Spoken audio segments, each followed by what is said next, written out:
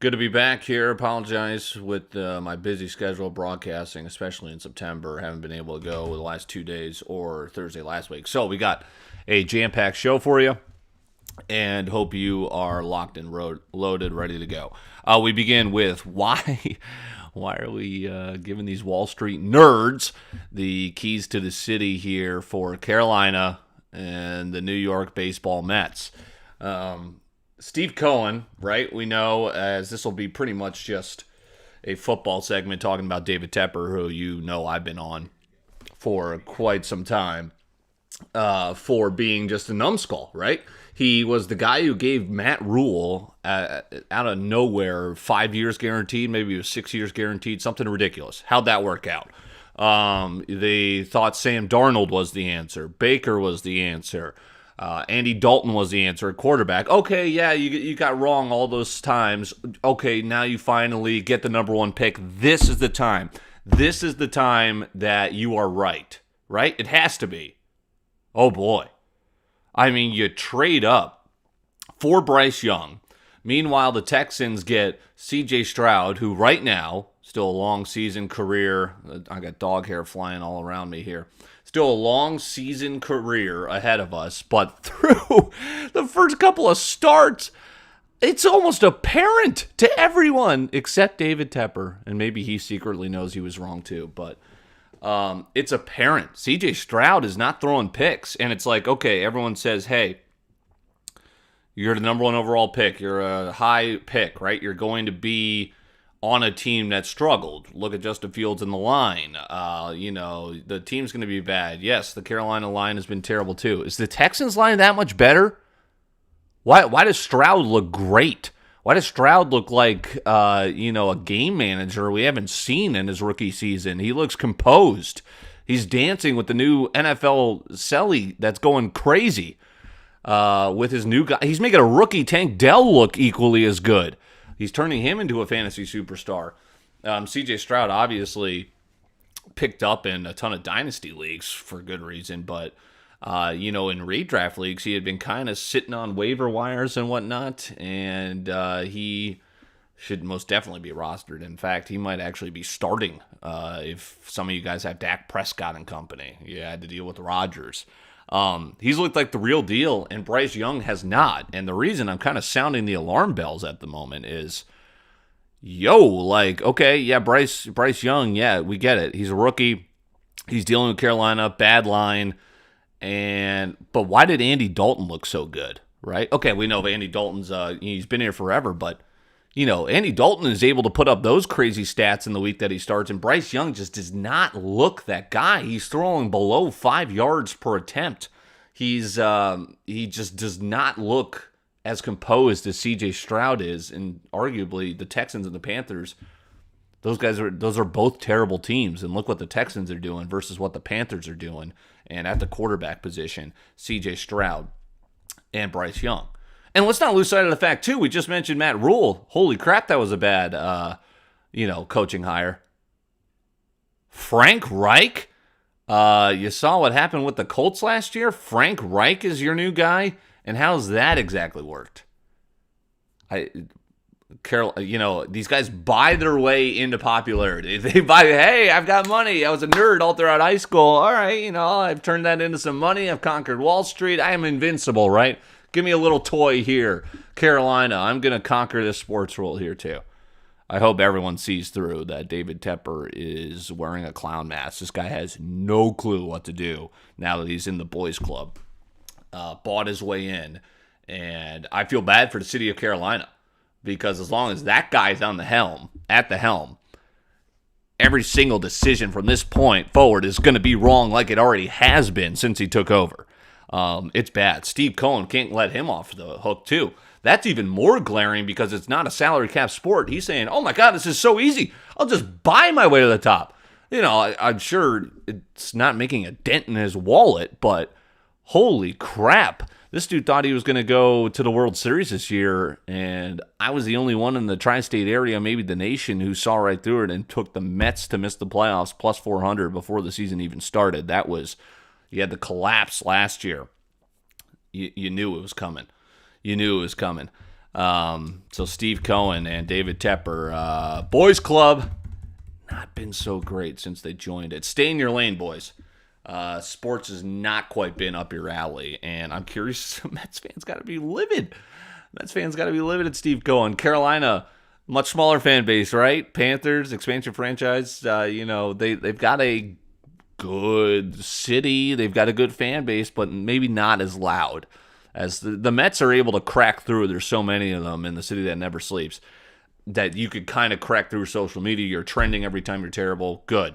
That's what you should have for fan bases like the Vikings and the Panthers, or these fan bases that just continuously fail in sporting models that are rigged for your team not to continuously fail. And yet they still find a way to do it. It's incredible. So again, that's clearly, there wasn't too many NFL storylines this week. Chiefs look like the Chiefs. All right, I'm not going to talk about Taylor Swift. I'm sorry. No Taylor Swift here. Come on. ESPN is licking their chops. Oh, Dion, we got to get every single Dion quote. Ah, shit, he lost Oregon. Fuck. Taylor Swift's at an NFL game? Oh my God, get everyone we have still employed there over there. Jesus Christ, that's what I hate about sports media, and maybe that's why you get all the clicks. And I've got my niche audience here because we talk about interesting things here. We talk about different angles in sports, ones that actually might matter to make a little money, not ones that make your girlfriend involved. Oh my honey, look, Taylor Swift's in Kansas City. That makes me sick. Chiefs are Chiefs. I told you they're going back to the Super Bowl. I have a huge ass bet on them from the preseason to win the AFC. To at least go to the Super Bowl. That's looking pretty damn good. Niners look unbeatable, but again, once Kyle Shanahan gets to a Super Bowl, what's he going to do there? I think both these teams are overwhelming favorites to, I know the Chiefs are not undefeated, but the Niners are undefeated.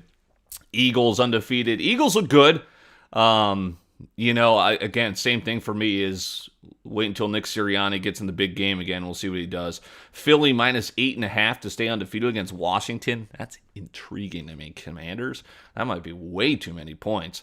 And then the Chiefs have the Jets, and we all know what Zach Wilson and the Jets look like. God, speaking of feeling bad for franchises, how about the New York Football Jets? Eagles, and then lastly, we're the Niners. Oh, yeah, Niners are 2 touchdown favorites against Arizona. Arizona who just beat the Cowboys. I told you. So these are my top 5 teams. Chiefs, Niners, Eagles, Bills, Miami.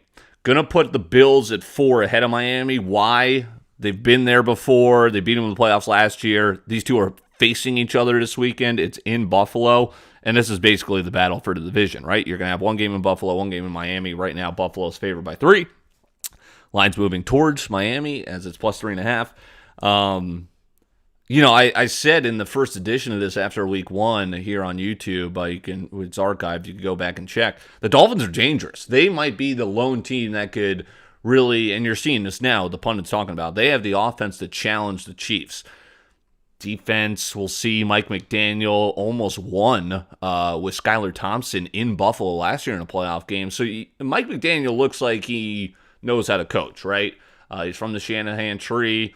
He's a cool guy. He looks like he knows what he's doing. Almost, won an improbable playoff victory last year. So if he's at full strength this year, you got to be a little bit wary of him. But, again, it's still the Chiefs to beat. And then maybe Buffalo, you got to do it in the playoffs. Miami, you got to do it in the playoffs. Those two face each other this weekend. That's going to be epic. Dallas slides down to 6 for me. Why? Because you get games like this where you lose to Arizona. Mike McCarthy, this is going to happen in the playoffs again. It will. No Zeke, doesn't matter. That wasn't the issue. Dallas still going to Dallas. And then Ravens showed their flaws. Lost to the Colts. Classic. Lost to the Colts. So I went to the Vikings game this past weekend. Speaking of winless teams, Jesus Christ. You saw that was coming. Remember when I asked during the preseason whether the Vikings were going to win a game this year? I'm still asking that. They are favored to win in Carolina. Fellow winless team Carolina. This would be... I just ripped Carolina. Don't worry. This is a gift for you. You get the Vikings coming to town. I could totally see the Panthers win this game. Why not? The Vikings are going to Viking. Did enjoy my time there. I was rooting for the Vikings. I know everyone likes to think that I crap on them, and no, I just tell you the truth about them. I tell you the truth about Minneapolis sports, as I do every single day, because y'all are blind by your unrelenting fandom to this city that never disappoints, never not disappoints. I was rooting for you guys. I said this in the middle of the game because I went to the game half wanting to see Justin Herbert. Duh, that's what I'm going to do in 2 weeks when Kansas City comes here. Justin Herbert had a crazy game. I'm watching this live. It didn't even seem in real time like he was having a good game, him and Keenan Allen, because the Vikings were just getting decimated. And then it was like guys were just open. They're running left and right. That was a game where you didn't realize, damn, Justin Herbert really just tore apart Brian Flores and his defense until you kind of like left the stadium, walked out. A couple of beverages probably didn't help, but until you left the stadium, we're like, whoa. One, total Vikings way to lose. Two, holy crap, where was the defense the entire game? And then you got the fumbles. Oh my God, Madison is fumbling. A lot of fumbles are being called back, but it's still such a bad look in front of a sold-out crowd. That stadium's always going to be sold out. Vikings fans are so sick and tired of losing, and they'll still go and support only to lose in heartbreaking fashion time in, time out. That was embarrassing. I felt bad for Vikings fans, and you can't say I didn't try. I was rooting hard for you guys, and they still couldn't get it done. All right, so let's get some NFL picks. I was looking at the Packers, but don't know about Aaron Jones, don't know about Christian Watson. And, Dan Campbell beats the Falcons. All right, great. Do it in the playoffs. And if they win tonight, that's all we're going to talk about on Friday, right? Oh, my God, the Lions, Dan Campbell, they're back. We're back. This guy's got such a cushy job right now. It's everything he does right. All right, yeah, Dan, yay. And then when he loses to the Seahawks, it's crickets. No one wants to talk about that. We want to talk about then he beats Atlanta. Oh, it's Dan. And he beats Green Bay. Dan. We'll see what happens tonight. I'm staying away from the line since too many injury questions for me there. Jordan Love, for what it's worth, though, hasn't not covered since he's been a starting quarterback. 4-0. I do have some props for you, right? Because whenever I see this, 99% of the bets are on what? One side? Boom. I'm taking the other. We've got 3 of these so far. Actually, 2 are at 99%. And one is overwhelmingly public, but I don't know if it's quite 99-1. Sam Laporta over receiving yards.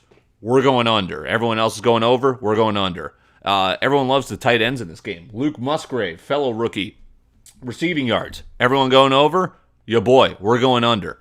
So under in Laporta and Musgrave receiving yards, and then after Dobbs had this big game last week, everyone thinks he's going to have over his receptions, which I think is 3.5, maybe it's 4.5. We're going under, especially if Watson plays. That should be a lock, so keep an eye on that line movement. Even still, if Watson doesn't play, watch this be a grinded-out defensive game, and Dobbs, kind of goes quiet. Right, if the Lions are going to win this game, they're going to make Love uncomfortable, and he's not going to be able to throw like he has and find these receivers like Dobbs. So those are my Thursday Night Football props tonight. I do have one. I've got a couple of totals. No one likes betting the unders, right? Unders and overs. 3 totals I'm looking at in the NFL on Sunday. I like the under in Philly. It's on the move. New Orleans under as well on the move. So those are 2 unders I'm looking at. Also in this game, under Atlanta, but those aren't the flashy picks. I'm going to tell you why Atlanta's the play. +3 at Jacksonville. Look, Doug Peterson, he's still Doug Peterson every once in a while. They just lost to C.J. Stroud, right? They made C.J. Stroud the headliner this week for his great performance, getting a huge win as an underdog.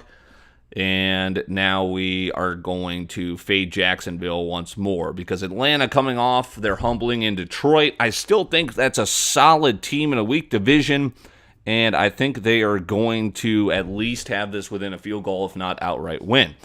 This is the beauty about being live is I have to take a 10-second break to let my dogs in, even though the camera's still rolling, so stick with us.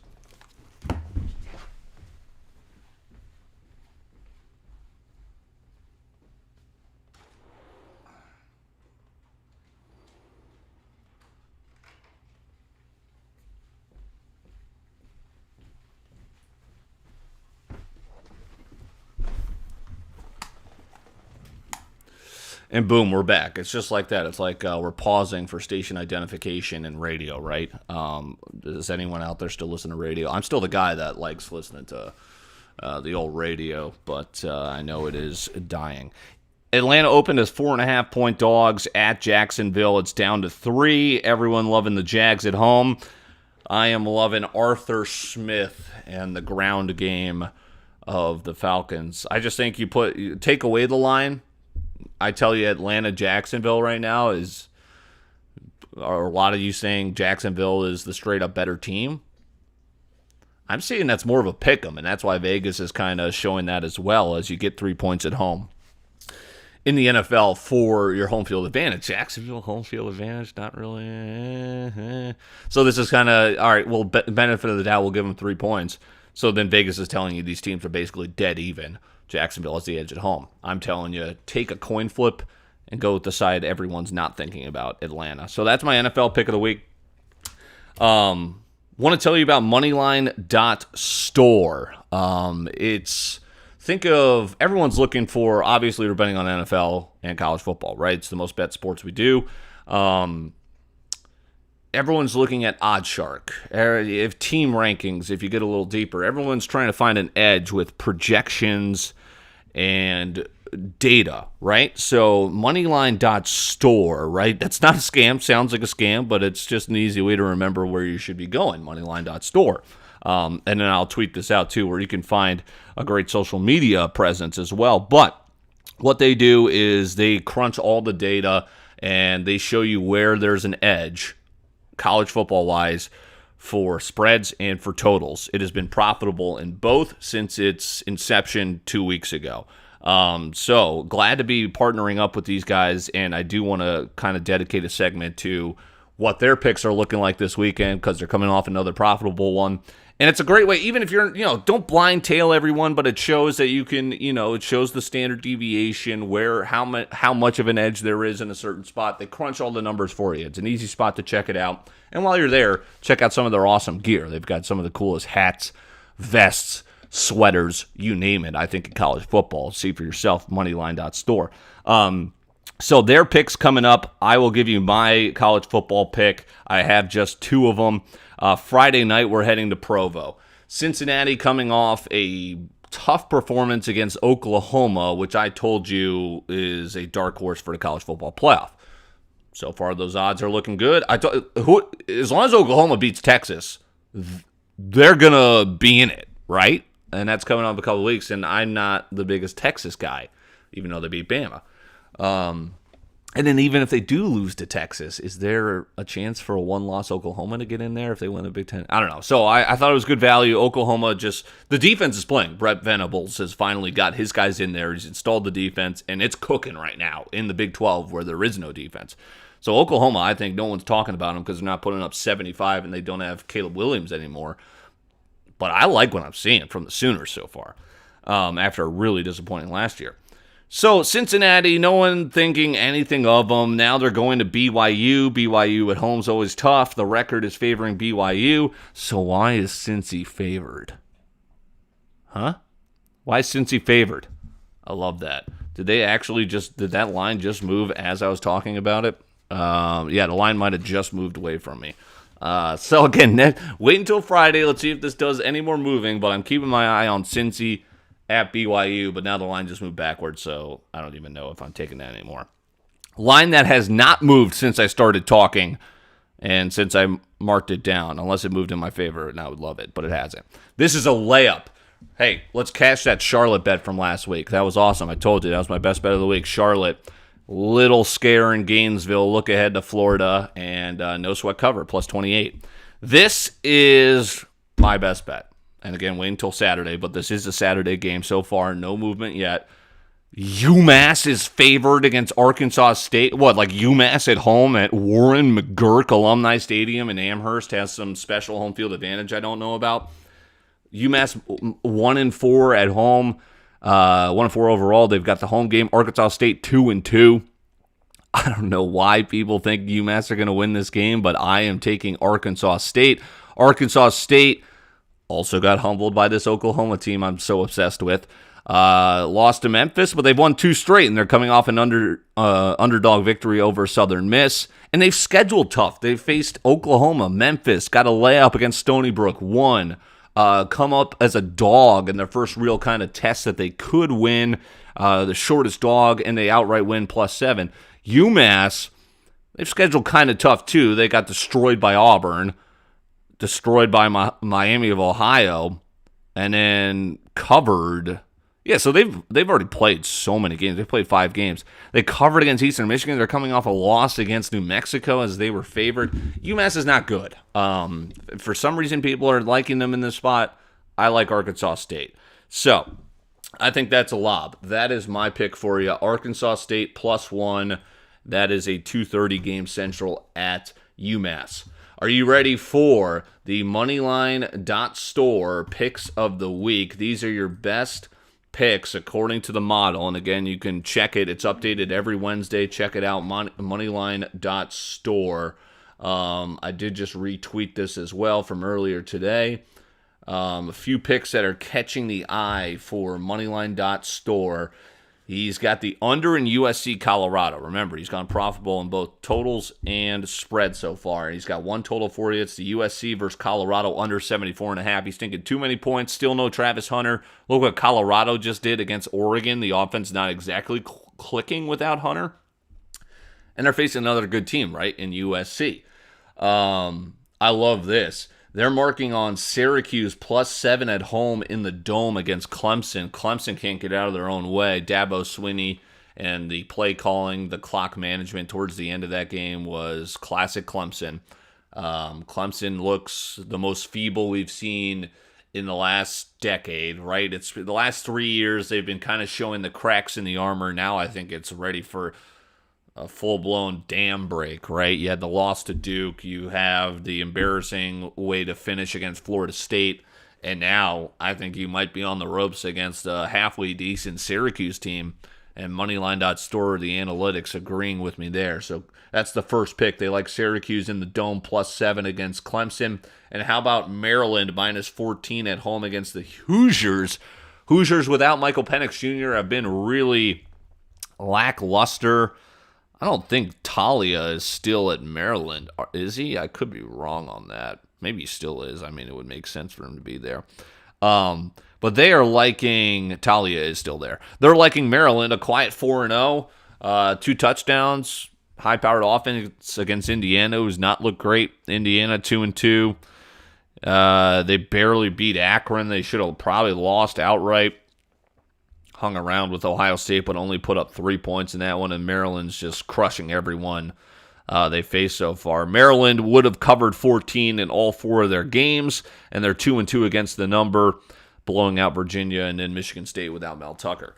So those are your Moneyline.Store picks. Go check it out. Buy a hat while you're there. And then also check out the picks each and every week and take a look at the data for yourself. I think you're going to really like the table and whatnot that they use there, and it's a nice layout.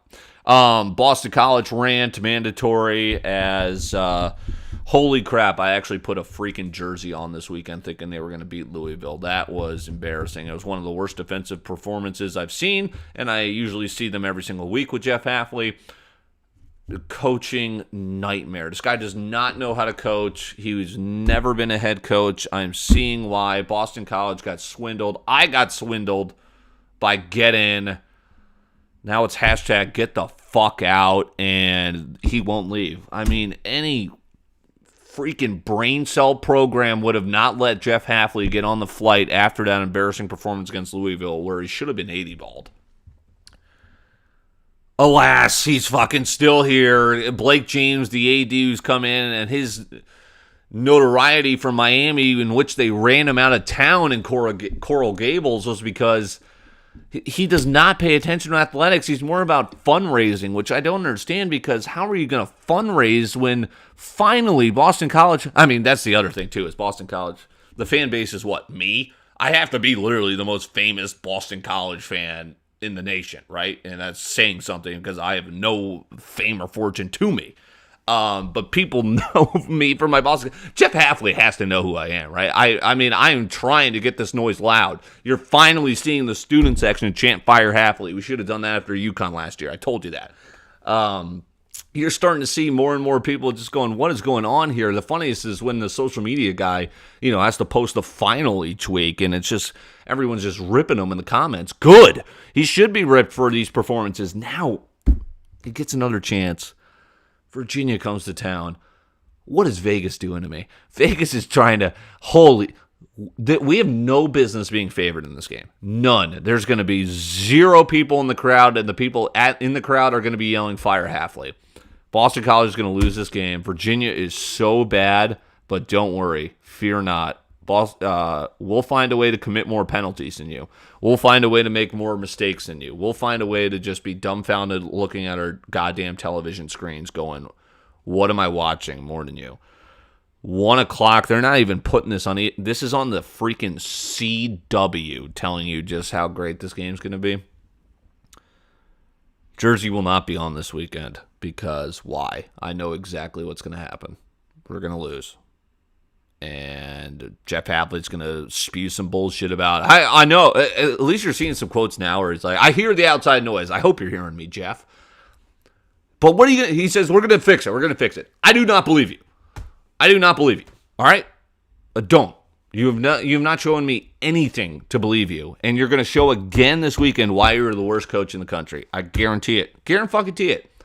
Will I be watching? Hell yeah. Will I want to pour bleach in my eyes? Guaranteed. And then we'll lose, and Jeff Halfley will still have another job, and then we'll go and lose to Army. Is that our next game? Dear God. It is Army. We'll be at Army at West Point. Good thing there will be a lot of guns there. Just free. Turn one on me after we lose that game, too. All right, good to be back. Check out Moneyline.Store. Updated picks. They love Clemson to be in some trouble in the Dome against Syracuse. Other picks. Those are just the top ones I gave you, so a little tease. Make sure to check out the website and the full model to see some other plays that might give you a little bit of edge when it comes to winning some money. And I love Arkansas State against UMass. UMass might be better than Boston College, but we're still fading them. I hate life. I hate life during Boston College football season. I need Earl Grant to save me. Basketball season. Can't come soon enough. All right, good to be back. Enjoy your weekend. Thursday Night Football is tonight. Man Campbell. Let's see which man we get. And I'll talk to you next week. We will be back for all 3 shows, Tuesday through Thursday next week. So tune in and hope to talk to you there.